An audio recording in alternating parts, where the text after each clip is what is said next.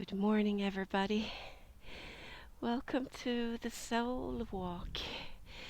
Soul Walk. I love that word, Soul Walk, because that is actually what we're doing every day, even if we're not really knowing it. Um, I was just about to say you can take control over your soul walk, but maybe not. I'm the control freak, so that's something I'm working on.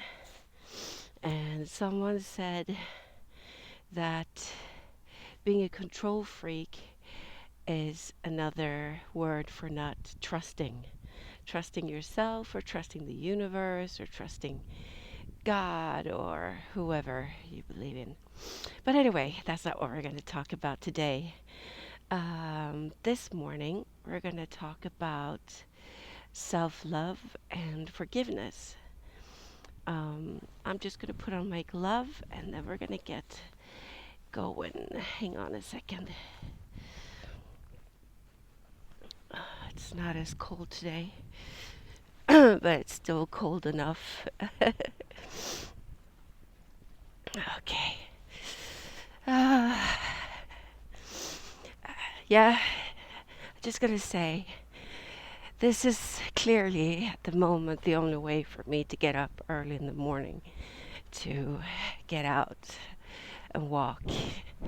It's you guys, and it's the soul walk thing that does it, because oh man, it's so hard. But anyway, so I asked myself, or I asked my inner self last night before I went to bed, so what should we talk about today on the soul walk? And forgiveness have just been echoed in my head. And then when I woke up now at 5, I pulled a card to ask. I asked and I pulled a card to see what came up, and self-love came up. And so I was thinking, okay, the combination self-love and forgiveness, that's two really powerful topics. And I was just about to say, and I haven't mastered them completely yet. And then at the same time I hear my inner self saying, but you will never completely master things. Perfection. We're bombarded every day with perfection, which is a lie, because none of us are living we might be living a perfect life, but the perfect life is imperfection. Oh my God, I can't talk this morning. We can never be perfect in the sense what we talk about perfect in media and in the world, because the imperfection is the perfection,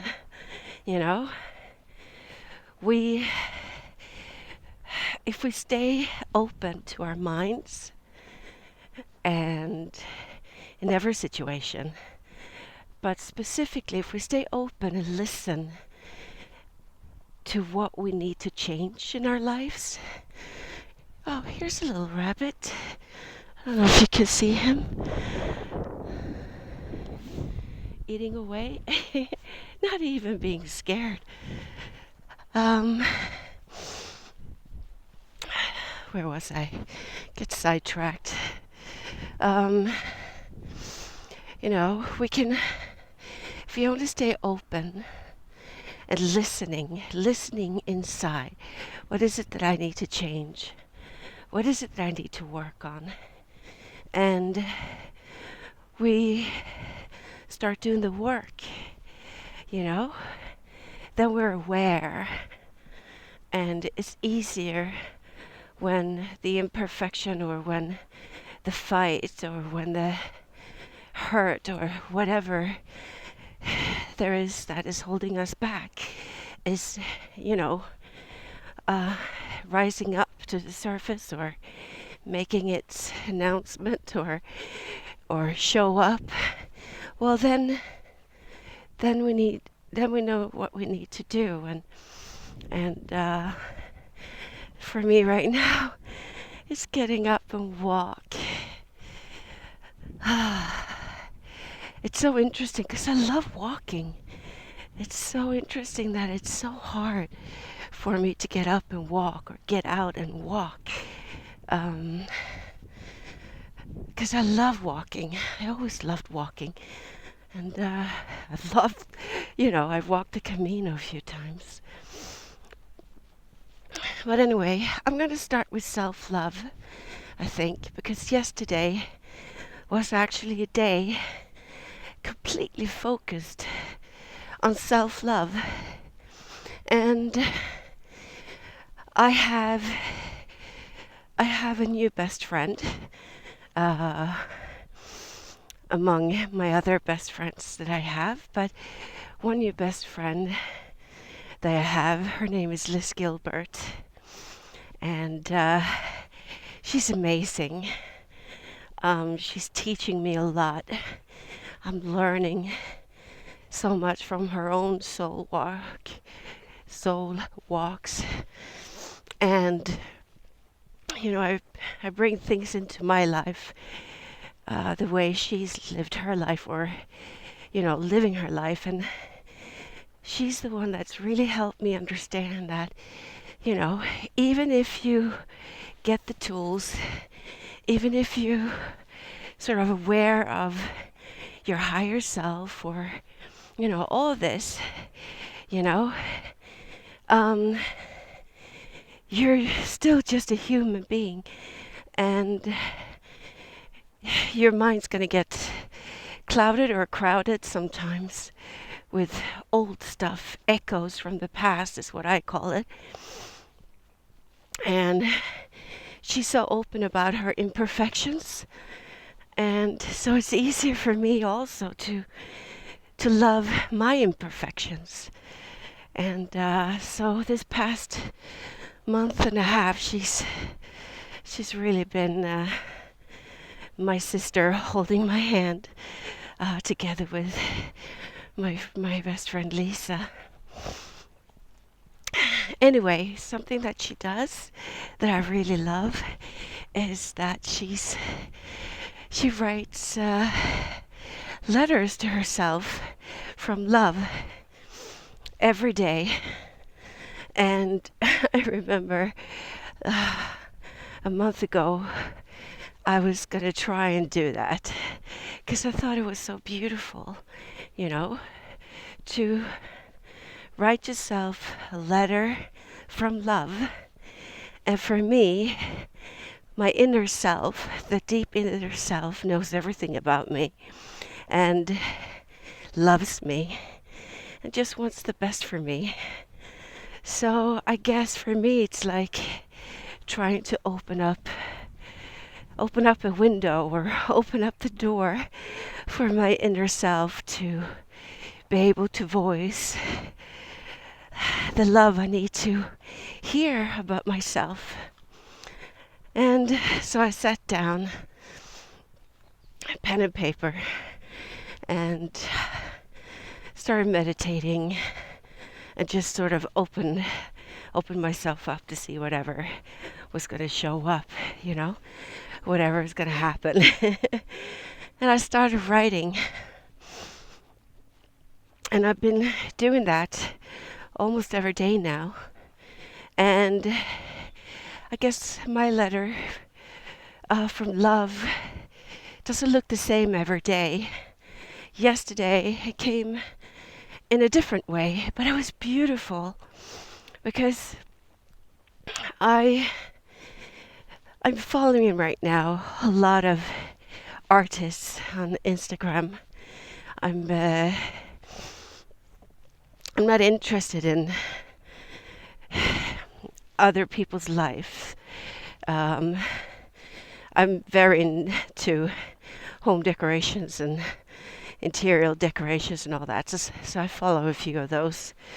But mainly, I decided that if I'm going to have social media, I want to fill it with stuff that inspires me.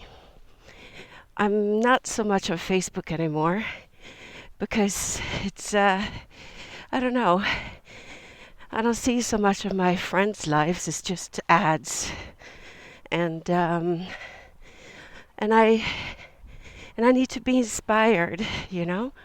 So art is inspiring me right now. And I was watching a live broadcast from one of my favorite artists that I'm following right now. Art by Carolina, and so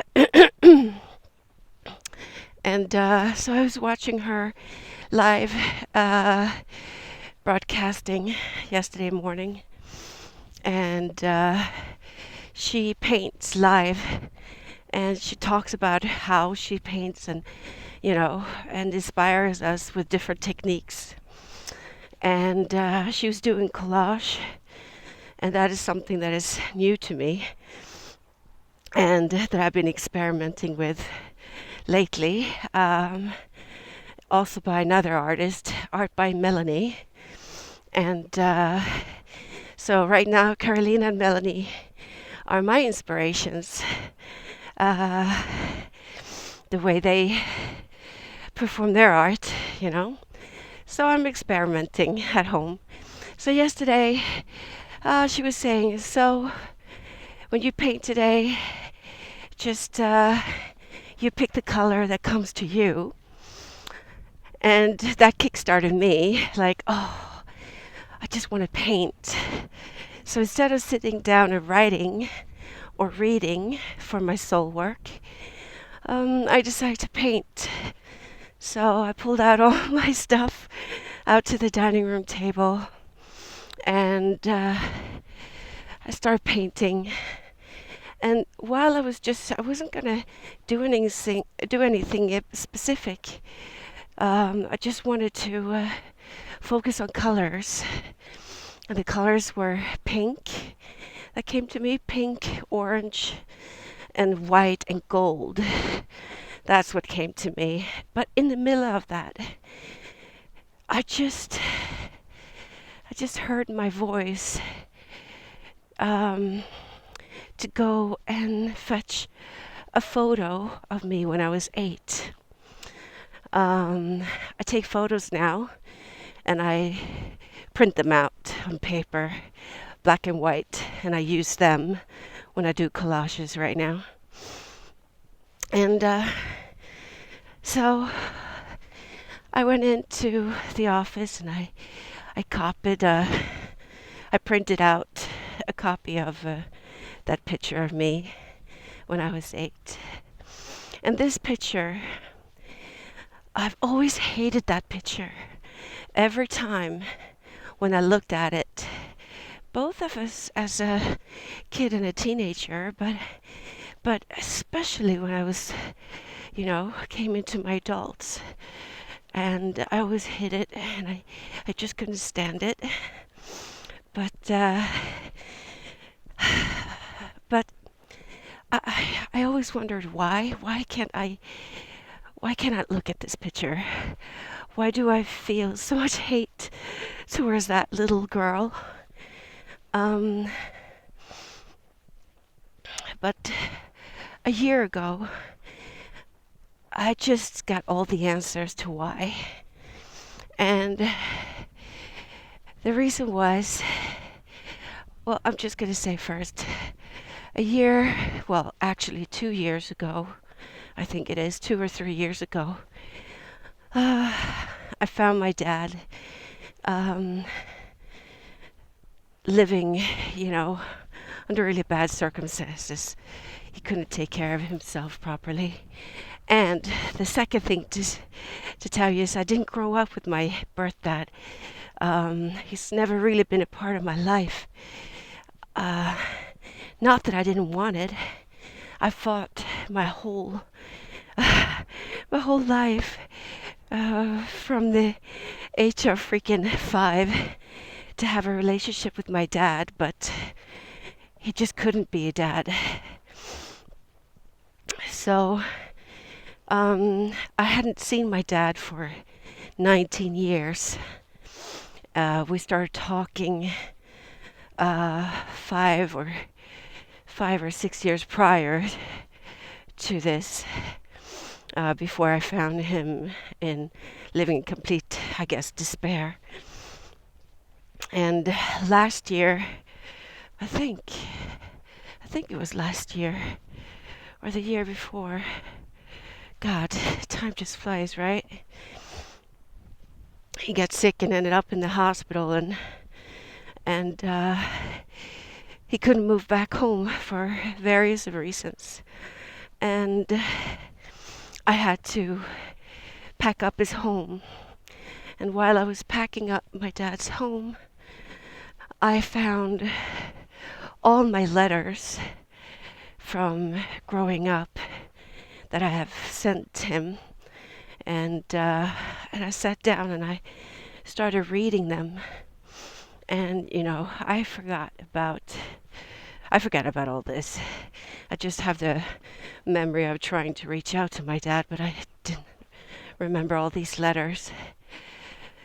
And it was so sad reading these letters, because all they were saying was, please love me, please care for me, I need you in my life, I love you. And these letters, especially one from the age of 8, I could tell that this little 8-year-old girl, she had experienced a lot of heartache already. And for some reason, she wasn't 8 anymore. She was writing and talking almost as an adult, and pleading and begging for his love. Also trying to understand why don't you love me? And as an 8-year-old, you don't have the experience of life. You just have the experience of needs. And needs comes, either you love me or you don't. And the reason is me. Kids always think it's them, that they are the reason to everything. Why a parent isn't there, why parents divorce. They always blame themselves. And that is something I want to research a little bit more, but not today. But there it was. Suddenly it just hit me. It just, it was like a flood rushing through me to my heart, and I understood. This is why I haven't been able to love myself. This is why I can't stand looking at pictures from this time. Because that's when I believed for the first time that the reason why my dad was not there, why my dad didn't love me, why my dad didn't care for me, is because I was not worthy. I was not worthy to be loved. I wasn't enough, because I couldn't understand why. If I was worthy being loved, if I was enough, shouldn't he be in my life then? Shouldn't he show that? Shouldn't he say that? And it wasn't just my dad that around this time that made me feel that I wasn't enough. And, there were other reasons too. But that's what happens. If we, as an adult, as parents, if we don't realize that our actions is teaching a child something, even if we don't mean to, But we need to be, you know, careful, you know. We need to understand that we are the ones that are helping them building self-love, self-awareness, and self-worth, you know. We are the ones that are helping them. So all our actions teaches them of who they are. And I didn't have that. So I believed I was not worthy, I was not enough, and I was not loved. I guess, though, then there are two different paths that, as a child, you take. You believe it, and you stay with it, and you treat yourself from it or out of it. I don't know the right word for it. And or you believe it and you start treating yourself from the thought, the belief that you're not worthy, you're not enough. But you want to feel, or somewhere inside of you maybe understand that if I can't get it from the people you're supposed to get it from, you need to find it somewhere else. And I was the later. I tried to find it somewhere else. Unfortunately, that can also put you in some dangerous situations, and I've ended up in those as well. But mainly, I found adults around me where I could watch. I watched them, how they were with their kids. And I guess maybe that's how I started the whole thing, seeing how other parents were acting around their children and reacting around their children, understanding that, okay, there is another way. And as a child, I tried to surround myself with these adults to get just a little teeny tiny bit of it, even though I weren't their child, you know. I was going to say kid, and then it's kid. Child and kid is kid. I do that all the time. I make up new words because I think of two words at the same time and I put them together. So as a child, I surrounded myself with the people or the parents that I actually needed just to get a little crumb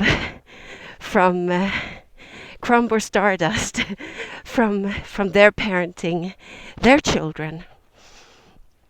But as an adult, and especially when I became a parent, I tried to implement their parenting into my life that I had seen modeled growing up.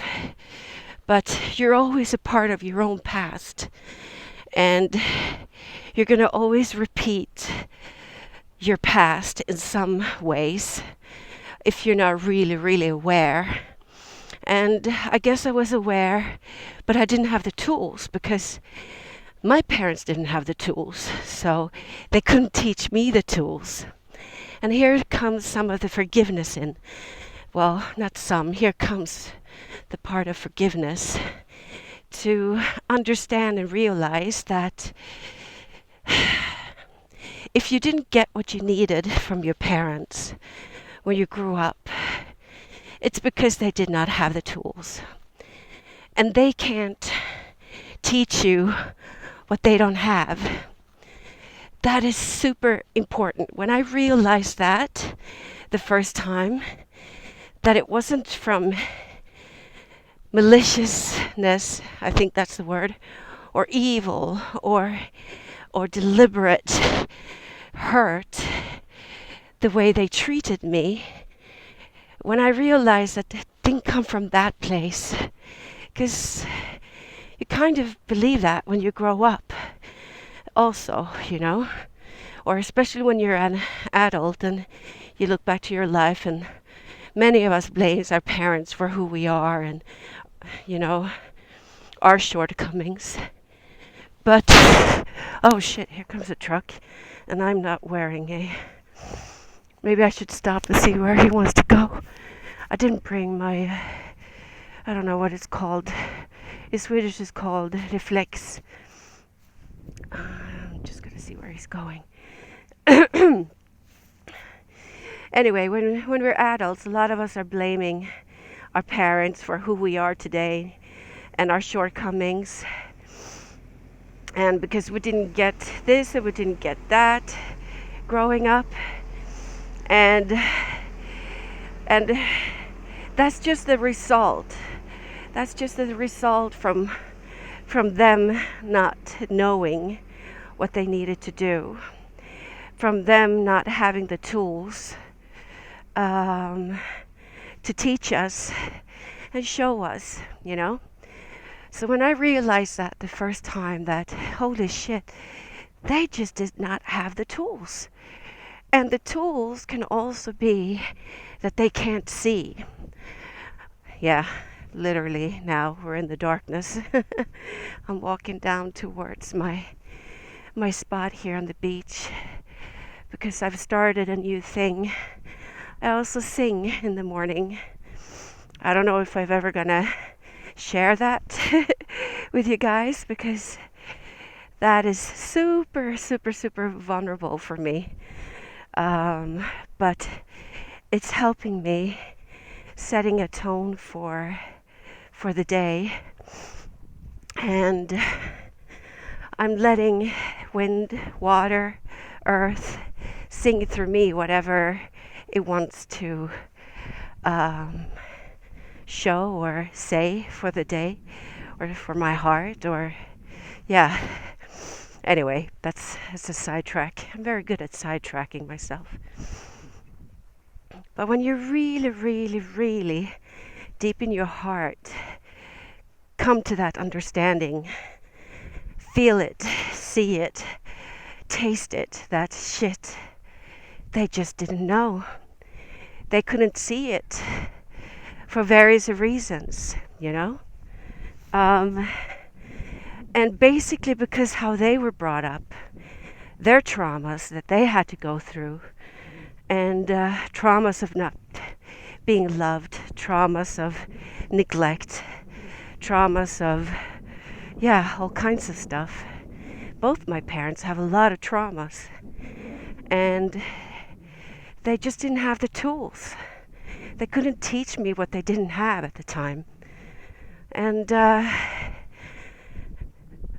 when I realized that, I was freed. Is that the word? I felt freedom for the first time. I felt the forgiveness. I could forgive them. It was nothing to forgive anymore, honestly. It was just this realization that, my goodness, I saw the child in my mother, I saw the child in my father, and I saw the child in me, almost like the three of us were holding hands. Hang on, I don't know if the wind is just completely... Ooh, let me see here. I think I need to get myself a selfie stick because my hand is numb now.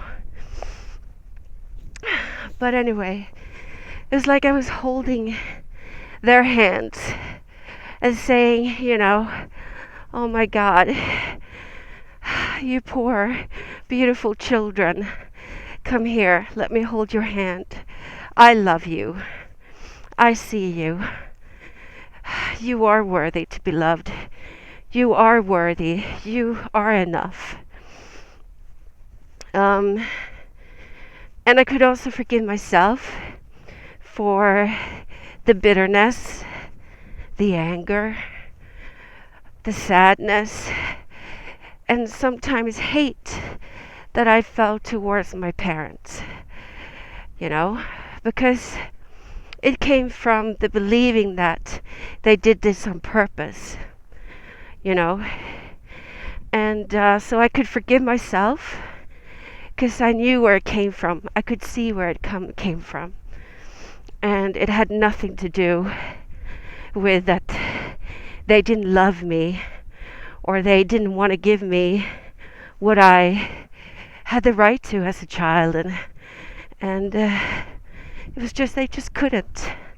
They did not know how because they were never taught. And they never had that realization that they could, get crumbs or stardust from other parents to their friends, or maybe they didn't have any role models. I saw them, I found them, and I realized it when I was a kid. But maybe my parents never had those kind of adults in their lives. Maybe they never saw parenting the way it should be, And I just have to say, just because I got it when I was a kid to look for the parents that I needed in my friends' parents or other adults, it doesn't mean that I successfully applied all their goodness in my parenting. Like I said, none of us are perfect, and I have, during my kids growing up, I haven't been the best parent all the time, but it's also an echo, not to excuse my behaviors, but to explain why. It's an echo from the past. We repeat our parents' sin. That just came up in me. It's not a sin. It's just we repeat actions. We repeat beliefs. We repeat behaviors that have been taught through generations of your families. It's just there. That's why we need to be open. That's why we need to be willing to look at our own shortcomings and change. Try to change, seek change. So when you realize that the person in front of you that is causing you pain or bitterness or have hurt you or is hurting you, they're actually just fighting with their own demons, and it sort of projects on you. It's because they were never taught. They were never taught how to do it different, And when you see that they can't treat you or teach you the things they haven't been taught themselves, or something they are not understanding to live differently, and it's so much easier to forgive. And like all the spirit teachers out there say the same thing. You can't change another person. You can only change yourself. And the reason why you should be open is because you can only change yourself when you understand what you need to change and why things are the way they are and how.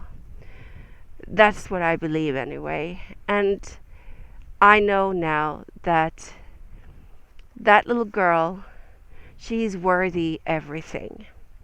So to come back to, sort of sum it all up, yesterday I actually spent the whole day sending myself unconditionally love, focusing on that little 8-year-old girl.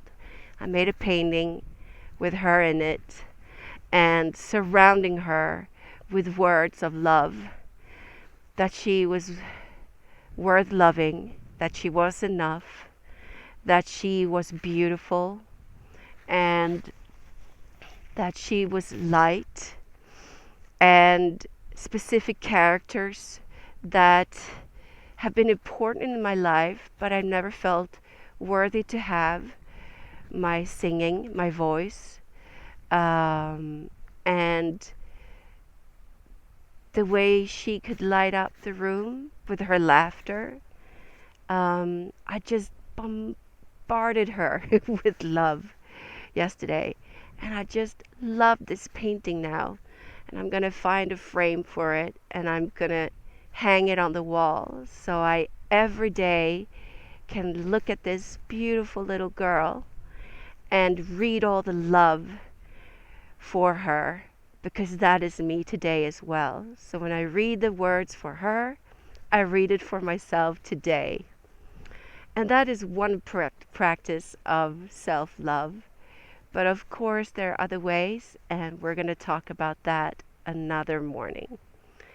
Right now, I'm here at the waterfront, and I'm going to sing before I head home. So I just want to wish you all a beautiful, beautiful, beautiful day. And tell yourself today that you're worthy to be loved. Tell yourself that you're good enough. You are enough just the way you are. And look into someone that you can't forgive and try to look behind that person and play with the thought, play with this that I've told you today, that they just don't know how because no one taught them. And look deep into that, because when you realize who they are and why, then suddenly it's easier to forgive them. And you also will realize that there's nothing to forgive, you know. So that's my gift for today. And that's the soul walk today.